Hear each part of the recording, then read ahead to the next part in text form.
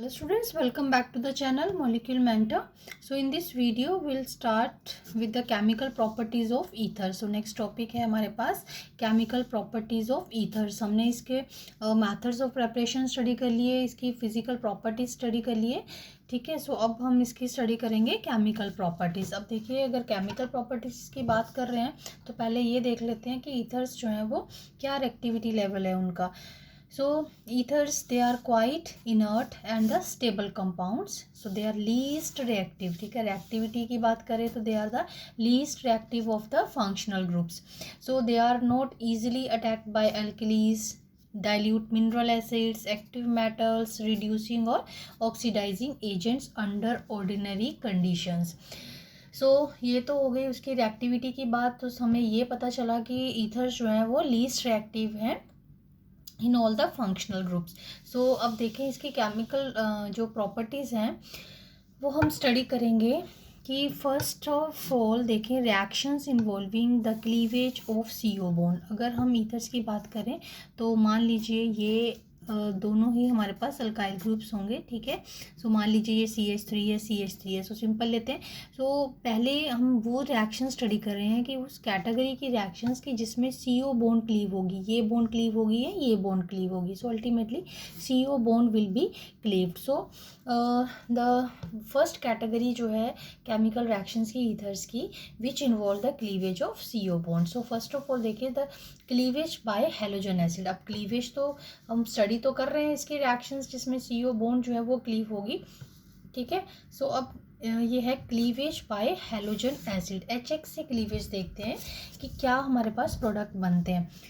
आप general reaction देखें at 373 Kelvin, this is ether in the presence of HX. Important reaction है ये. सो हमारे पास ये बनेगा, देखिए H है और X है. सो ये बॉन्ड क्लीव होगी, एक हमारे पास अल्कोहल बन जाएगा और एक हमारे पास हेलाइड बन जाएगा, अल्काइल हेलाइड बन जाएगा. सो जैसा भी ईथर होगा उसके हिसाब से हमारे पास अल्काइल हेलाइड बनेगा. सो ये तो थी जनरल रिएक्शन. अगर हम देखें ये हमारे पास एक सिमेट्रिकल ईथर है, ठीक है, HI. तो हमारे पास ये बनेगा CH3CH2OH, ठीक है, प्लस CH3CH2 और हम लगा देते हैं I, ठीक है. सो ये दोनों हमारे पास जो हैं वो प्रोडक्ट फॉर्म होंगे. अब CO बॉन्ड क्लीव होगी, ठीक है.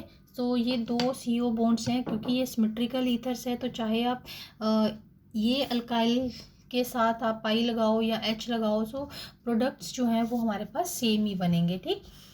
अब इसकी थोड़ी सी रिएक्शन कंडीशन देख लेते हैं कि अगर अब देखो इसमें हमने HX यूज़ किया है तो एक हमारे पास अल्कोहल और अल्काइल हैलाइड बन रहा है. बट अगर एक्सेस एसिड यूज़ करते हैं तो अल्कोहल्स तो फॉर्म होते हैं, लेकिन एक्सेस एसिड है तो फर्दर जो है वो जो भी अल्कोहलिक कंपाउंड फॉर्म होगा, ठीक है, जो भी अल्कोहल फॉर्म होगा, so that will again be converted into the halide. So ultimately हमारे पास जो प्रोडक्ट है वो अल्काइल हैलाइड बनेगा. सो रिएक्टिविटी ऑर्डर है हैलोजन एसिड्स का HI, they are more reactive towards, क्योंकि HI की बॉन्ड जो है वो वीक होती है एज़ कम्पेयर टू HBr और HCl. सो ईजिली डिसोसिएट करता है I नेगेटिव और H प्लस देने में, ठीक है. So HI, HBr then HCl. So this is the reactivity order of halogen acids. अब अगर हमारे पास साइक्लिक ईथर्स हैं और साइक्लिक ईथर्स को क्लीव होना है और ये अगर एक्सेस है, यहाँ अगर एक्सेस नहीं होता तो अब पहले तो इसके हम देखें क्लीवेज. ये साइक्लिक ईथर है, सपोज हम यहाँ से क्लीव कर रहे हैं, ठीक है, मान लीजिए. तो हमारे पास 1 2 3 4, सो इसमें 1 2 3 4 कार्बन्स लिख लिए. सो एक ऑक्सीजन के साथ H लग जाएगा और एक के साथ X, ठीक है. अगर ये एक्सेस नहीं है तो, बट इस रिएक्शन में अगर हमने एक्सेस में ले रखा है तो ये OH जो है वो भी X से रिप्लेस हो जाएगा, जो कि यहाँ पर Br है, ठीक है. सो ऐसे जो है वो प्रोडक्ट बनेगा. सो यहाँ एक बार मैं आपको पहले अगर एक्सेस नहीं है तो भी बता देती हूँ. तो हमारे पास देखो 1 2 3 4, ठीक है. सो हमारे पास ये OH और ये Br बनता, ये प्रोडक्ट हमारे पास बनता अगर यहाँ पर एक्सेस ना लिखा होता, ठीक है. अब एक्सेस है तो ये वाला जो OH है वो भी रिप्लेस हो जाएगा Br के साथ. So this will be the product. Cyclic ethers को हमने ऐसे क्लीव करना है. अब नेक्स्ट देखो जो कि जिस टॉपिक जो कि बहुत ही इम्पोर्टेंट है कि हम क्लीवेज कर रहे हैं अनसिमेट्रिकल एल्काइल ईथर्स की, ठीक है। सो अगर तो हमारे पास सिमेट्रिकल ईथर्स है तो दोनों ही प्रोडक्ट्स हैं, या किसी के साथ भी आप एक के साथ हेलोजन लगाएंगे, एक अल्काइल के साथ एक अल्काइल का हमारे पास एल्कोहल बनेगा, ठीक है। यूजुअली हम ऐसे कर रहे हैं, तो दोनों ही जो प्रोडक्ट है आप किसी के साथ भी एक्स या OH लगाओ the product will B same, ठीक है। तो सेम टाइप बनेगा। लेकिन अगर अनसिमेट्रिकल हमारे पास ईथर्स हैं तो then we have to think कि कौन सा एल्कोहल बनेगा और कौन सा एल्काइल हैलाइड बनेगा। सो this is very important. Usually जो है वो क्वेश्चन इस टॉपिक में से आ जाता है, ठीक है। सो अब इसको ज़रा ध्यान से देखें। अब देखो सबसे पहले कि in case of unsymmetrical ethers having two different alkyl groups, तो वही होते हैं अनसिमेट्रिकल जिनमें दो डिफरेंट अल्काइल ग्रुप्स होते हैं, ठीक है। So the alcohol and the alkyl halides they are form, they depend upon the nature of the alkyl group. So this is important point कि अल्काइल ग्रुप की नेचर क्या है, उसके हिसाब से ही हमारे पास एल्कोहल या एल्काइल हैलाइड बनेगा। सो फर्स्ट देखें, अगर हमारे पास अल्काइल ग्रुप्स जो हैं वो प्राइमरी या सेकेंडरी हैं तो then the alkyl groups, if primary and secondary alkyl groups they are present, then reaction occurs by SN2 mechanism. हम मैकेनिज्म के थ्रू ही इसको स्टडी करेंगे ताकि आपको कोई भी कन्फ्यूजन ना हो।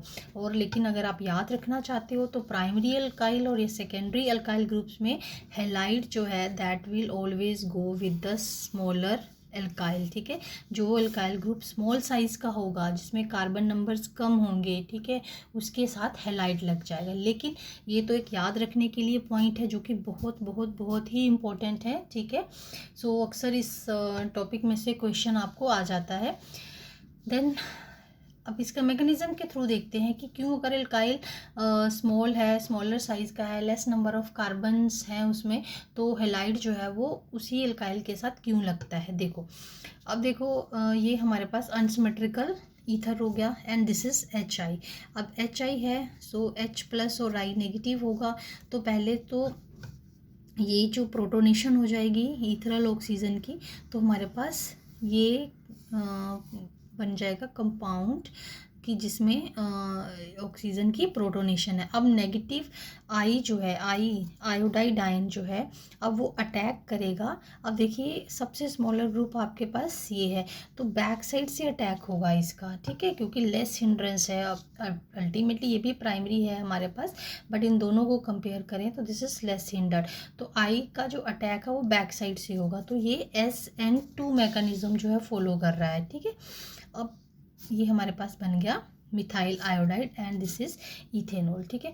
अब ये इम्पोर्टेंट पॉइंट है जो मैंने यहाँ पर आपको बता दिया है लिख के। The reactivity through this mechanism is controlled by steric factors, ठीक है। If the alkyl groups they are primary and the secondary, then first of all आपको ये याद रखना है कि हैलाइड जो है वो स्मॉलर अल्काइल के साथ जाएगा, ठीक है।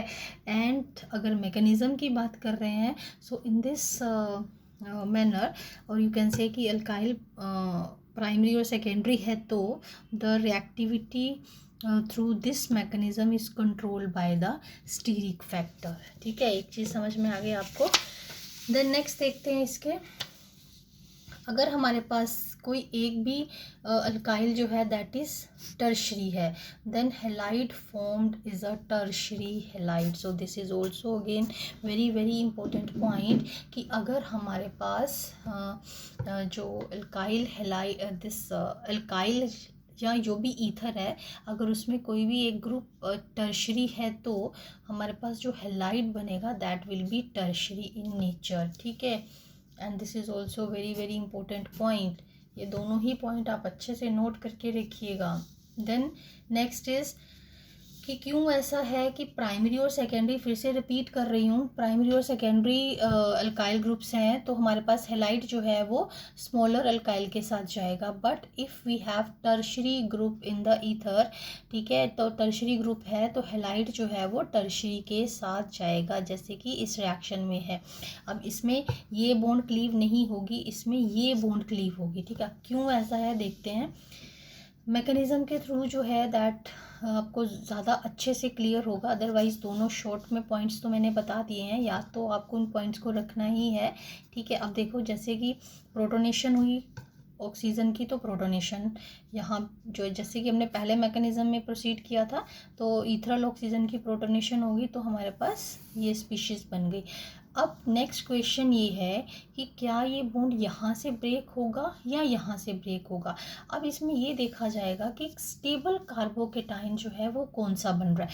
अगर देखो यहाँ से बॉन्ड क्लीव होता है तो हमारे पास टर्शरी कार्बोकेटाइन बनता है, और यहाँ से बॉन्ड क्लीव होता है तो मिथाइल कार्बोकेटाइन बनता है। तो obviously we know that tertiary carbocation is more stable than that of methyl carbocation. So now it will proceed towards the stability. अब देखो इसमें बन गया हमारे पास tertiary carbocation and this will be the methanol, ठीक है। ये बॉन्ड यहाँ से क्लीव हुई तो ये मिथेनॉल बन गया। अब टर्शरी कार्बोकेटाइन फॉर्म हुआ है तो ऑब्वियसली आयोडाइड आयन जो है वो मिक्सचर में है, रिएक्शन मिक्सचर में, तो आयोडाइड जो है वो इस कार्बन के साथ अटैच होकर के हमारे पास ये हमारे पास टर्शरी हैलाइड्स बन जाएंगे। फाइन। अब इसमें देखो ये रिएक्शन जो है ये प्रोसीड कर रही है वाया SN1 मैकेनिज्म। क्यों?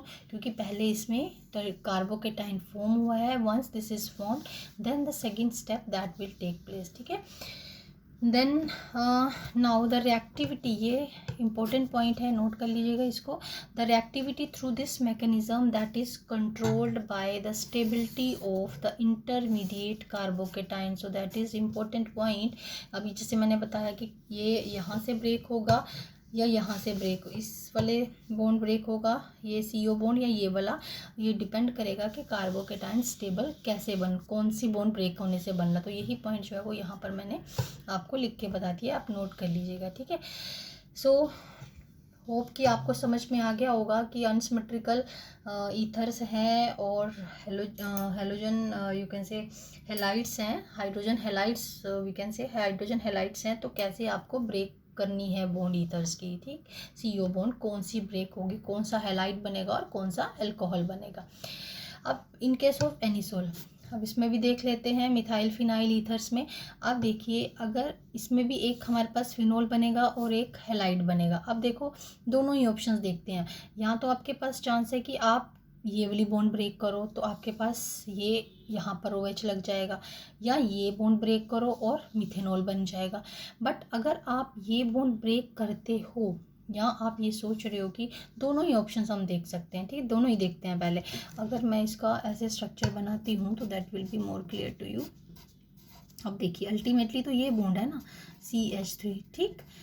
सो ये जो है इसका लोन पेयर ऑफ इलेक्ट्रॉन जो है ऑक्सीजन के ड्यू टू +R इफेक्ट, ठीक है, वो जो है सर्कुलेट होते हैं, रेजोनेट करते हैं, तो इसमें पार्शियल डबल बॉन्ड करेक्टर आता है। तो due to this the bond becomes bit stronger, जिसको ब्रेक करना as compare to this bond that is difficult. So इसलिए ये बॉन्ड जो है वो ब्रेक नहीं होगी and you will get the phenol and the alkyl halide और methyl hydride as a product. तो यहाँ पर मैंने लिख दिया stronger bond due to partial double bond character. Fine.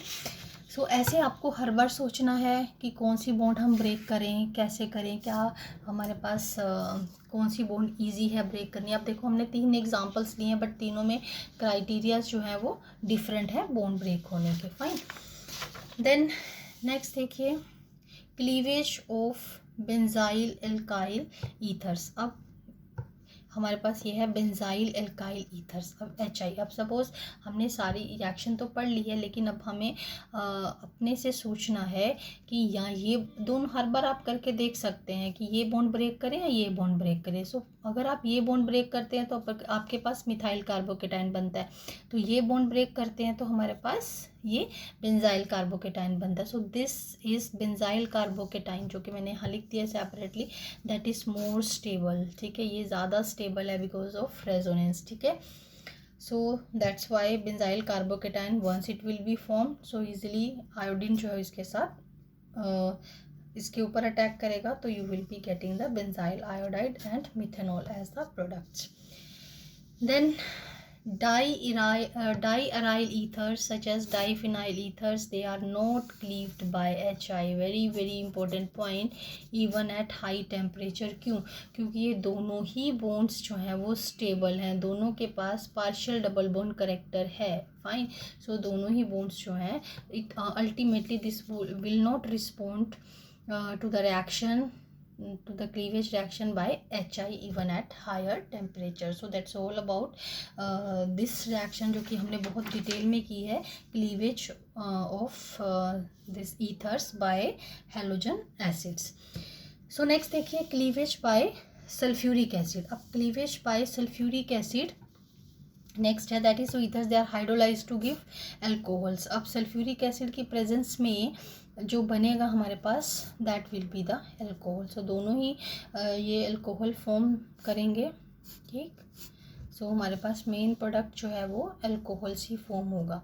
With concentrated H2SO4 ethers form alcohol and alkyl hydrogen sulphate. ये dilute H2SO4 है जिसमें कि एक ही मतलब हमारे पास अल्कोहल ही फॉर्म होगा. ठीक है, दोनों बॉन्ड्स ब्रेक होने से.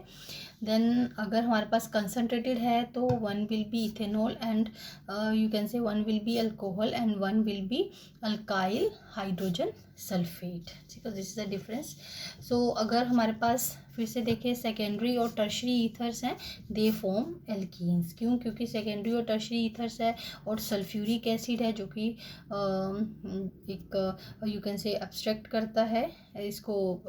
अभी हमने प्रीवियस वीडियो में देखा कि सल्फ्यूरिक एसिड की प्रेजेंस में जो है वो alkene formation you can say that takes place at higher temperatures. ठीक है, सो एल्कीन्स फॉर्म होने के चांस ज़्यादा हैं. सो ऐसे ही यहाँ पर देखिए कंसनट्रेटेड सल्फ्यूरिक एसिड है तो क्या बनेगा हमारे पास, अगर ये बॉन्ड लीव होती है तो carbocation. Once tertiary is form then immediately they form the alkenes. ठीक है, क्योंकि सल्फ्यूरिक एसिड प्रेजेंट है रिएक्शन मिक्सचर में. ठीक है, सो this reaction that will mainly give the product that is alkene and the methanol. लेकिन जब हमारे पास सेकेंडरी या टर्शरी ईथर्स हैं. ठीक है, so then next is the cleavage bye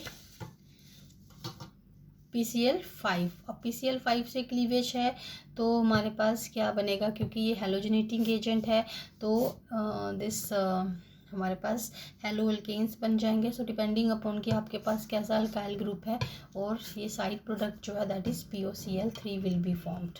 ठीक है, सो नेक्स्ट देखें cleavage with acid chlorides and anhydrides. अब एसिड क्लोराइड्स के साथ क्लीवेज है और एनहाइड्राइड्स के साथ रिएक्शन है ईथर्स की, वो देखिए कैसे होती है. सो this is acid chloride and this is ether.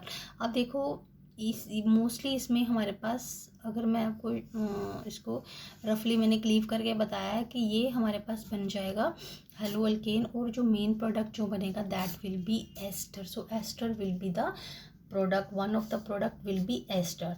And अगर हम असाइल क्लोराइड्स या एसिड क्लोराइड्स ले रहे हैं तो एक तो हेलो अल्केन बन जाएगा और एक एस्टर बनेगा.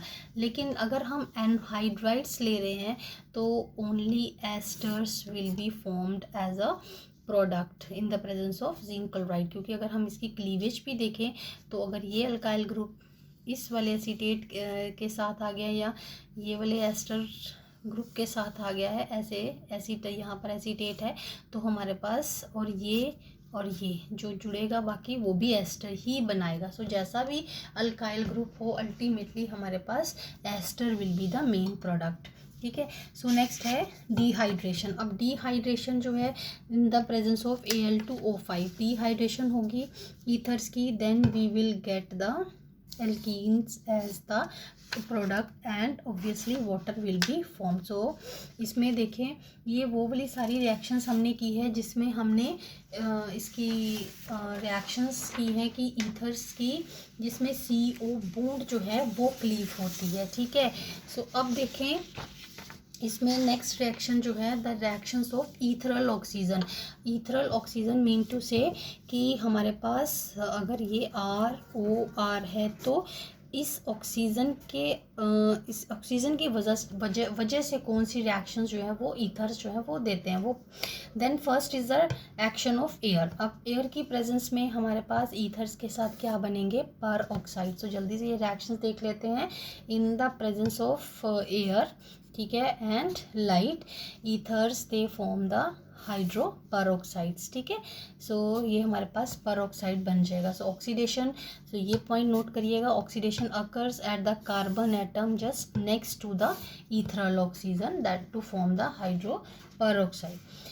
Then is the action with concentrated acids. अब जैसे कंसनट्रेटेड H2SO4 की प्रेजेंस में देखिए क्या बनाता है, the oxygen of the ether molecule has two lone pair of electrons, thus they act as the Lewis bases and dissolve in the cold concentrated mineral acid, ठीक है, cold concentrated, ठीक, याद रखिएगा दोनों कंडीशंस कोल्ड है और concentrated है, heat नहीं कर रहे हैं हम, टेम्परेचर इंक्रीज नहीं कर रहे हैं, so they form salt like this, fine. क्योंकि एक अगर ये H+ देगा तो पहले ये ऑक्सीजन के ऊपर अटैक करके H+, इसका positive charge, and then hydrogen sulphate इसके साथ लग जाएगा, ठीक है। तो this will be the diethyl oxonium hydrogen sulphate, oxonium ion बना ना ये, तो उसके साथ HSO4 लग जाएगा।